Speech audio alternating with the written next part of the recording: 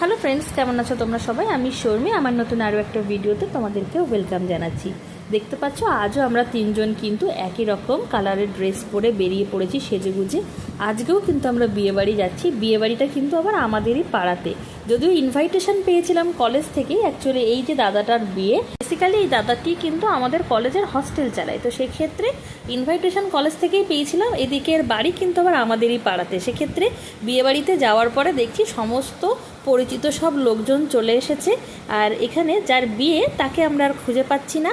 আর যেহেতু একদমই আমার বাড়ির পাশে, আমরা নিজেদের মতোই চলে গেছি। গিয়ে ওখানে বাকি কলিগদের সঙ্গে তো দেখা হয়েই গিয়েছিল, বিশেষ করে আমাদের পাড়া প্রতিবেশীদের সাথে দেখা হয়ে আরও বেশি মজা লাগছিল। শিহাবকিরি তারা বেশি প্যাম্পার করছিল।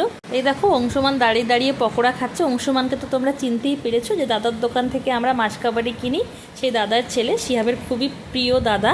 যাই হোক, দেখো এবার খেতে বসে গেছি। এদিনকার খাওয়ার অ্যারেঞ্জমেন্টও কিন্তু দারুণ ছিল। আর ওই যে আমাদের পিছনেই দেখো কলেজের স্টাফ দাদারাই কিন্তু বসেছেন। আর এদিকটাতে আমি, শিহু আর শিহুর বাবা বসেছি।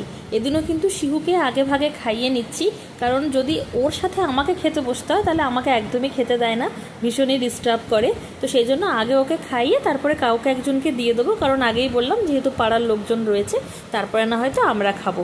এদের অ্যারেঞ্জমেন্ট আমার খুবই সুন্দর লেগেছে। এই প্রথম কোনো বিয়ে বাড়িতে আমি কাঁসার থালায় খাবার খেলাম। ভিডিওটা শ্যুট করছিল শিহুর বাবা, কোনো একটা কারণে এর পরবর্তী ভিডিওগুলো ও আর তুলতে পারেনি। যাই হোক, আজকের ভিডিওটাকে আর লেন্দি করতে পারলাম না। দেখা হচ্ছে পরবর্তী কোনো ভিডিও নিয়ে খুব শীঘ্রই। ততক্ষণ অবধি take care and bye bye. Bye by.